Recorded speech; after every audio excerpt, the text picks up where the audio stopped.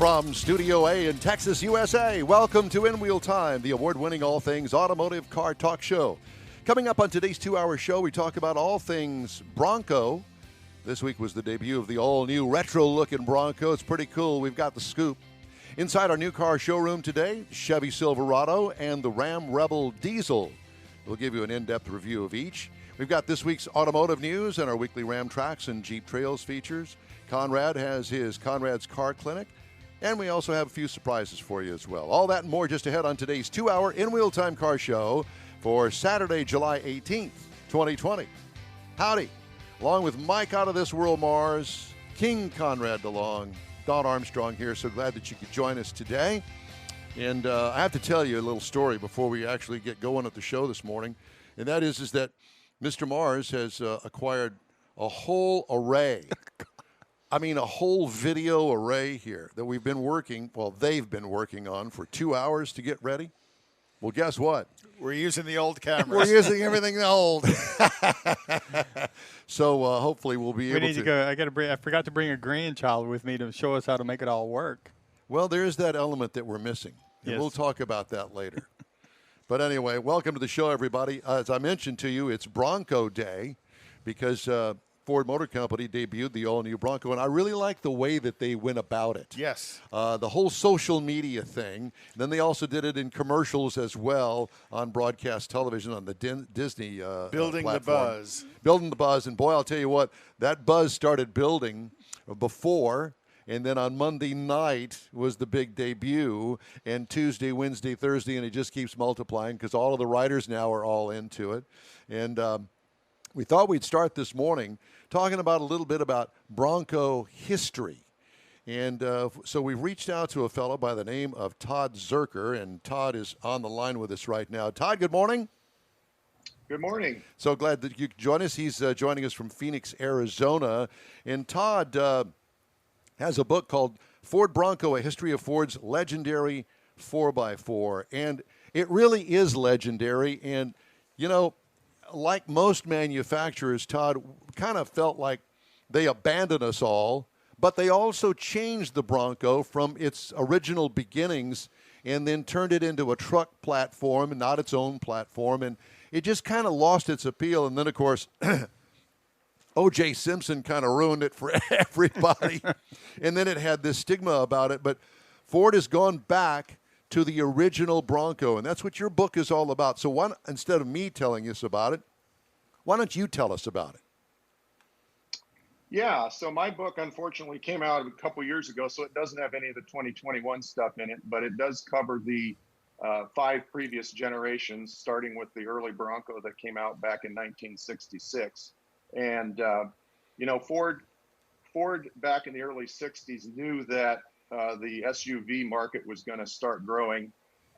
Last year, I saw recently that SUV sales for the last year were about 12 million vehicles this past year. And to put some context in that, back in 1960, the total SUV market in the U.S. was about 30,000 vehicles. So you can see how things have grown.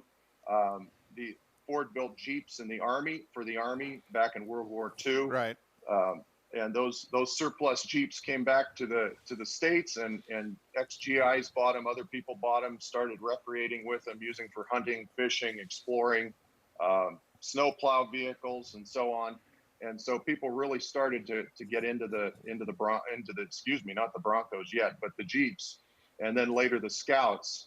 And so Ford saw that market coming in the early 60s. They did a whole bunch of surveys with consumers that had those other 4-wheel drives, and they said, well, what do you want in a new SUV and a new 4-wheel drive?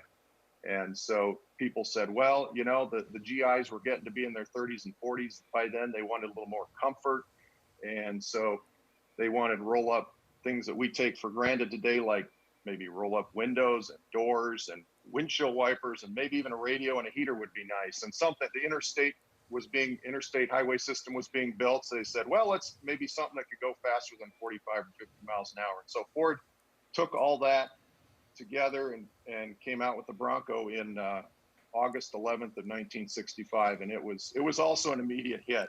The the press release for that was a little different than what we saw Monday night, but it was also a pretty big deal. So, Todd, I have to butt in here and ask you: was the original Bronco built on its own platform? Yes, it was.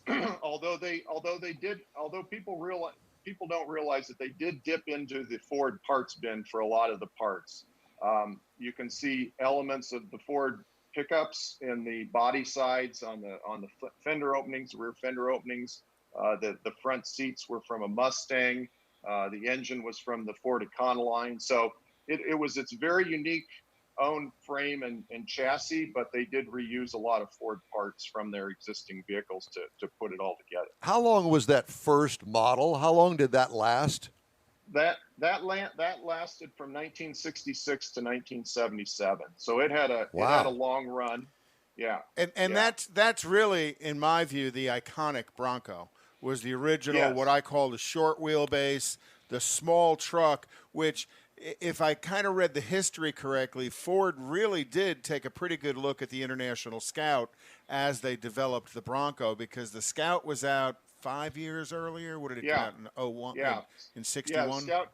Scout came out in 61. And so, it's a very, very valid point to say that Ford leaned very heavily on what International had done with the Scout, for sure. But they did a much better job of it, because you talked earlier about they wanted a vehicle that would go more than 60 miles an hour, and a Scout I don't think would go even close to 60 miles an hour in some instances. Well, it was a little bit better, and Ford debuted their coil spring front suspension. The Jeeps and the Scouts had 4-leaf springs on them all the way around, Right. and of course, so that they didn't ride real well. And then the coil spring front suspension, the way Ford configured it, they had a real tight turning radius. That was a big selling point. If you're on some narrow mountain trail, you don't want to do a 21-point turn to get around that tight corner. And they did some other things too, technical wise. They had what they called a through drivetrain. So instead of splitting a bunch of gears in the transfer case, it could just go straight through. So you didn't have as much gear whine, and a few other things like that they did that really made them pretty nice vehicles. It became more sophisticated. So let's move on now to the second phase of the Bronco. And so that was from 78 on? Yeah, just 78, 79 were the second generation. And Ford had actually started working on that many years earlier. A lot of people don't realize that. But, the Blazer came along in 69, and by 2 or 3 years later, the Blazer was handily outselling the Bronco. You could get automatic transmission, disc brakes, air conditioning. It was much more civilized. Yeah, it was much more civilized. And so the Bronco was kind of falling behind. So they worked on it. They expected that they would release that in 74, but then that pesky thing called the oil embargo and the resulting economic downturn for several years there, they said, you know what, let's just milk this old platform for a few more years. So 78, 79, those were built on the F-Series F-150 chassis and looked like the pickups, much more comfortable. And those 2 years, 78 and 79, were the best-selling years of the Bronco. 1979 was the only, 79 was the only year that the Bronco ever sold over 100,000 units in one year. And the first gens generally were 20 to 20,000 per year, correct? Exactly right. Yeah, they varied from 15 to 23, 24. So they were always a solid seller, but they were fairly low numbers. But Ford, yeah, go ahead. But they did it for like 11 years on that first gen, right? About 11, 12 years. So there's 200,000 or 300,000 of them, but those things are hard to find. A lot of them, they like a lot of other early vehicles succumbed early to the tin worm in a lot of parts of the country. So even those that live out, those of us that live out west where they don't salt the roads, a lot of those trucks, if they weren't beat to death off road, they did have a lot of rust issues. Okay. But that again was the passion for the first gen. Is you look at Baja, you look at Core, a lot of that real high level off road stuff. There were so many first gen Broncos of the privateers running those vehicles because you could put power in them. They were very dependable, and you could get places with them you couldn't get with a full size truck. Yeah, and that's a great point. a real strong part of the Bronco legacy for many people, including myself, is its off-road racing heritage, and that started early with right after the Bronco. With the first gen was introduced when Bill Strop in Southern California got some Broncos and put together a race team, and then he was very successful, brought some big marquee names in like Parnelli Jones and James Garner and others, and really, Bill Strop was to Broncos as what Carroll Shelby was to Mustangs, and so he really, that off-road racing heritage really has played a huge role in the Broncos history, for sure. So what do you think about the new Bronco? I know that you've probably dug into it and know about as much as everybody else does. What do you think about the look and the target that the Ford is trying to reach? Of course I'm biased, but I love it. I think they hit a home run with it. Of course, I see a lot of the positive stuff on social media about it, but the buzz is something that I have not seen in a vehicle introduction in many, many, many years. And I agree, totally. All these totally people agree. with all these reservations and, their Ford server crashing because they couldn't get all the reservations taken care of. People, of course, come up and talk to me because they know I'm a Bronco guy, and they want to talk about it and all these articles. And I think it'll die down a little bit, of course. But it's been gone for so long, and Ford got the right people involved, and they had the good design parameters, and I think they've got a hit on their hands. What do you think about the engines that they've chosen to go in the actual off-roader? I'm not talking about the Bronco Sport, which is really a crossover vehicle. I'm talking about the ones that actually relate to the first gen.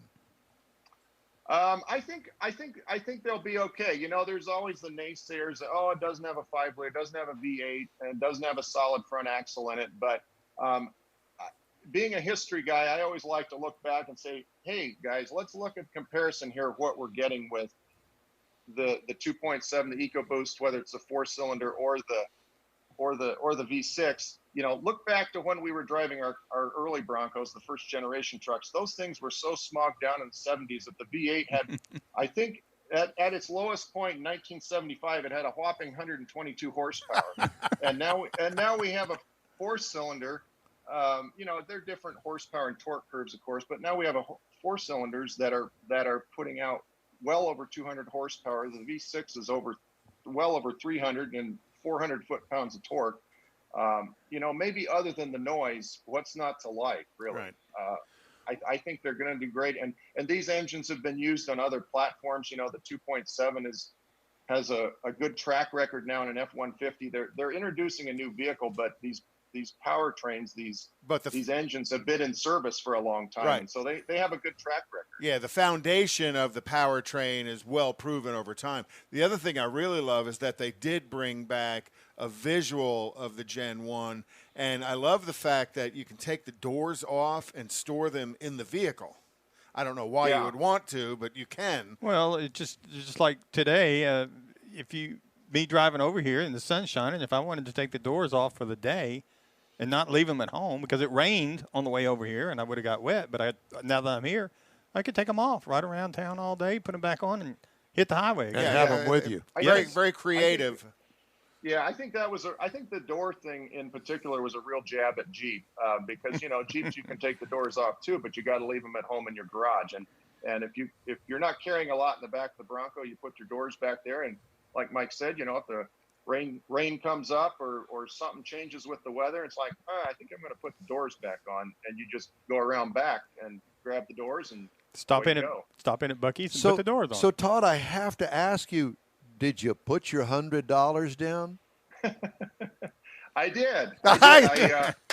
You and a million other people. Yeah, it took me till 11 o'clock Monday night. I kept getting all these errors, and I'm like, oh man, what's going on here? And so I just kept trying, and finally, right before I went to bed, I got through, and I'm married with a family, and so if we get a Bronco, it's going to be a 4-door. I do have a 2-door early Bronco out in my garage, but they're a little harder to get into, and they aren't a whole lot of fun to drive around when it's 110 out. So 4-door fits fits the bill nicely for me, I think. So let's talk a little bit about your book before we let you go. The history of Ford's legendary 4x4, available on Amazon, I understand? You can get it on Amazon and various other outlets, but Amazon's the easiest to find. Yep. Have you had a lot of success with it? Yeah, I think I have. I even got invited to a great radio show in Texas because of it. Yeah. Let us know who that was. No, seriously, it's done well. It's been out for just over a year. It's already in its second printing, and so Very nice. I corrected it. Yeah, I corrected a few of the errors, and it's been doing well, and I've really been pleased with the people's reception. Well, looks like you're going to have to do it again with an addition onto it about the new Bronco as soon as you get it. Yeah, we've talked about that with my editor, and there was originally talk that we were trying to get that into the first edition, but obviously that didn't happen. But that gives us a chance to revise it and do a second edition or write another book. And hopefully you'll see a little bit of a surge, or a decent sized surge, with the introduction of the Bronco, and people starting to Google Bronco, and your book's going to pop up in front of them as well. Yeah, that's what I'm hoping for. Well, Yep. Todd, it's a pleasure to talk to you. Thank you so much for joining us today. Stay cool out there in Phoenix, and we look forward to reading your book, and we'll look forward to getting your review as soon as you take delivery on your new Bronco. All right. Thanks, guys. Thank you, man. Thank you. Talk to you soon. That's Todd Zerker. The book is called Ford Bronco, A History of Ford's Legendary 4x4. All right, a review of the Chevy Silverados coming up next on the In Wheel Time Car Show right after this quick break. Are you one of those people who thinks it's Good okay interview. to drive stoned? I mean, what's the worst that can happen? You end up driving below the speed limit? It's no big deal, right? Wrong. The truth is, your reaction times slow way down when you're high. You not only put yourself in danger, but everyone around you. Talk about a buzzkill. Stop kidding yourself. It's not okay to drive high. If you've been using marijuana in any form, do not get behind the wheel. If you feel different, you drive different. Drive high, get a DUI. Paid for by NHTSA. A social distancing tip. While the CDC urges you to avoid close contact, like hugging or shaking hands, there are other non-physical ways to say hello. Wave, wink, use sign language, salute, smile, give the peace sign, throw up an air high five, do jazz hands. Remember, stay a minimum of 6 feet or 2 arms length away from others, and stay home if you can. For more info, visit coronavirus.gov. Let's all do our part, because we're all #AloneTogether. Brought to you by the Ad Council.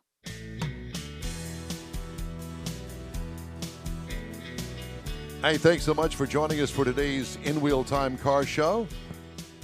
We appreciate you staying with us. And, this show airs every Saturday live from 10 a.m. to noon Central Time. And we invite you, if you're just tuning in, to join us every Saturday. Time now for this hour's car review. Mr. Mars has a look at the Chevy Silverado.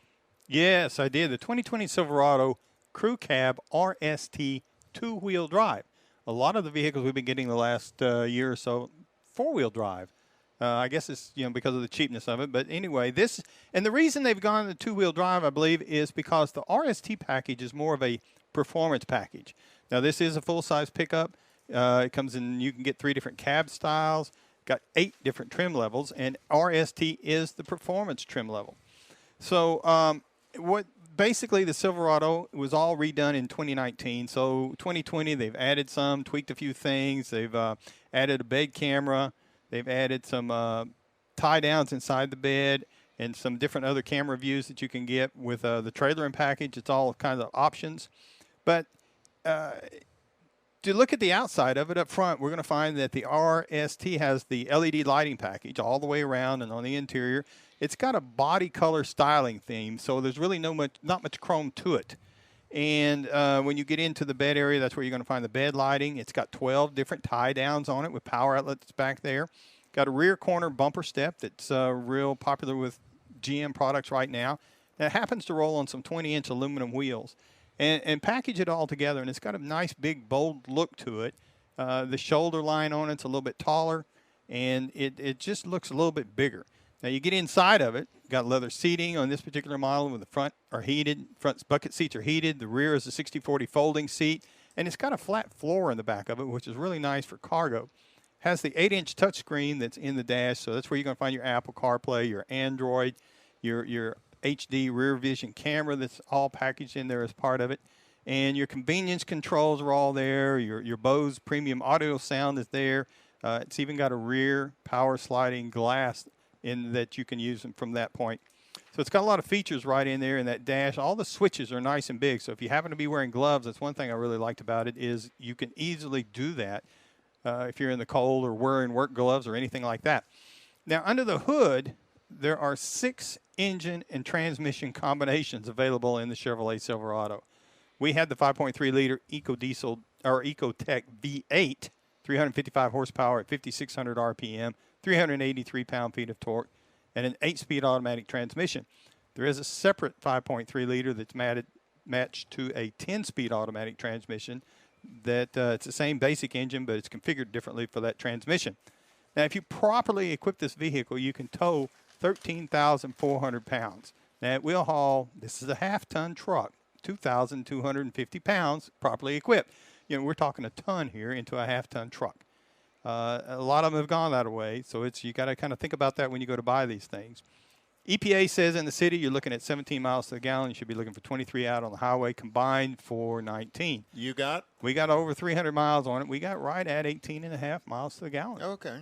So it does really well out on the highway considering what trucks used to do. Now, I did like the way it ran, the nice RPM range that it had, because it had with the 8-speed, it shifted real easy. You really didn't notice it shifting. Well, it's got enough power. Absolutely. And I think that's really the key to these transmissions. And one of the things when you step off into it, the way it downshifts, that to me that tells a lot, because the upshift, it's so smooth you really don't notice it. But when it starts downshifting, because sometimes it'll drop down 2 gears, right, and you don't even see it. It just automatically goes all the way down. And this one had the 323 gearing, so it was really a nice fit for running out on the road and being able to tow some stuff. And out on the highway, it's still got a truck-like ride. It's not but you drove it without a load. Exactly. You weren't towing anything. You weren't hauling anything. Yeah, but it's still got it. Which in many cases is what people do. They don't do a lot of towing and hauling. Trucks have become Which is where the Ram comes in with its air suspension. Thank you very much. Yeah. So you get a nice stable feel, even though it's a truck feel whenever you're going down the road. You know, you're confident in the way you're feeling with the road. So if you're comparing it with something, you're going to look at possibly the Ram 1500 that starts at around $34,000 for the crew cabs. And the Ford F-150 sets up around $35,000 to go off. The Nissan Titan starts out at $38,000, and the Toyota Tundra is up around $37,000, all in the crew cabs starting up from there.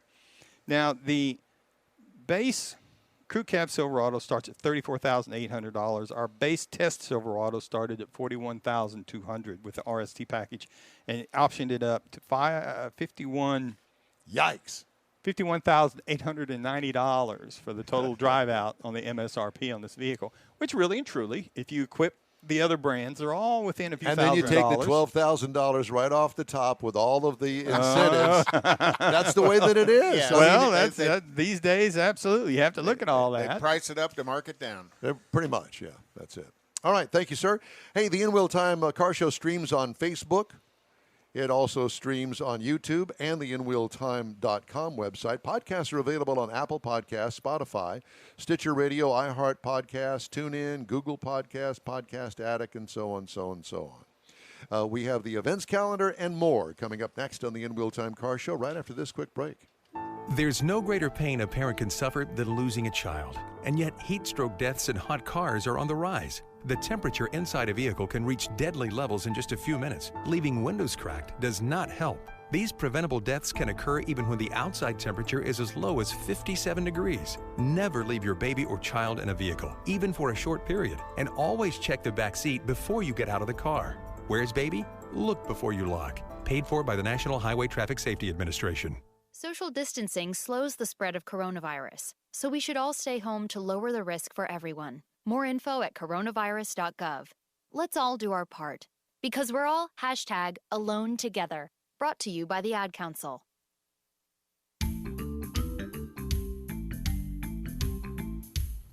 Did you ever know anybody that played the xylophone in school?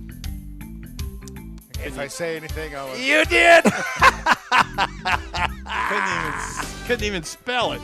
And you probably knew somebody that played the oboe, too, didn't you? I married a woman who played the Jeff clarinet. played the oboe.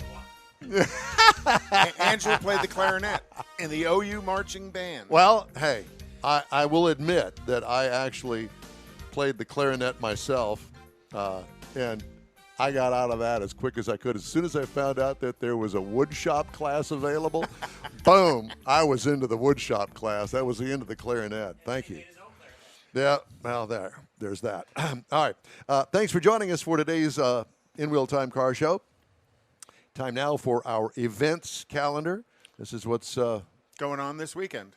Is it this weekend? This weekend. And weekends to come? Yeah, weekends to come will be when we do calendar, which is next hour. Oh, okay. That's so all right. The good news is tonight is the on night for Nifty 50s. So up at Grogan's Mill Mall or up at Grogan's Mill Shopping Center, Randy Shannon and the whole Nifty 50s crowd are going to be there. Always a great event to go to. Just some wonderful collection and of if cars. Randy doesn't run my promo that I did 2 weeks ago, that he has yet to acknowledge that he had, I can't find it. So I sent it to him again. Well, yeah, we're going to go up there and bust his chop. Morning? No, I did not send it again this morning. So tonight is the Holdfast Performance Bikini Car Wash. Oh, hey, where's this? That's at the a little bit northwest on 1960 and Jones Road behind the AutoZone. So we could go there as I take you home. As you take me home, we can go to the Bikini Car Wash. I'll wear my bikini, and if you wash me, we're all good to go. That's sick. You know, something attractive about that. Then, I'm not exactly sure what it is. The Northside Mustang Car Club, Freddie's monthly cruise-in Magnolia. Tonight at 6 p.m. is the Kima Car Meet, and that's kind of an every night thing. So we've got Northwest, we've got Southside. At 7 p.m., the Cars Across Texas Meet, and that's at Spring at Cypress and Louetta. Are you sure? Yes. He's still thinking. And then tomorrow morning I threw him off with my comment. Is at 8 a.m. the Mustangs of Houston Galveston cruise. They're going to meet at the Buc-ee's in Katy. Depart at 10 a.m. Meet up again at the Buc-ee's in Texas City, and then head on. Would it be okay if I took the Corvette? I'm sure they would be happily accept you. Is John. Randy going? I don't know. I haven't talked to him to find out. He was watching here a few minutes ago, so possibly. Randy, let us know. Jump online and tell us if you're going. And then 7 p.m. tomorrow night is the Los Amigos Jeep Club anniversary celebration, and that's going to be I believe in the Pearland area. And then Houston Motorsports Park is Test and Tune at 5 p.m. And then finally Sunday night at Freddy's at 1960 at Eldridge. They always have their meet as well. Is it a bunch of old guys with old cars? A bunch of cool cars and cool guys. For you? Well, they're not all old guys. There's actually quite a few young guys. There's actually a pretty big crowd of Mustangs will show up to that as well. Late models too? Yeah, yeah. When you look at a lot of these meets around town, the Northside Mustang Club and the Mustang Club of Houston, they're very active in getting their crew out to a lot of these meets. So there's always stuff to look at. That's what it's all about. Yeah. All right. Hey, we'd like to thank you for joining us. Calling all car, truck, and Jeep clubs, as we mentioned. We love to feature your bunch in our Car Club Spotlight. Just shoot us an email to info@inwheeltime.com, please. Please also include your contact information, and we'll get your bunch on our show. In Wheel Time continues after this snappy break.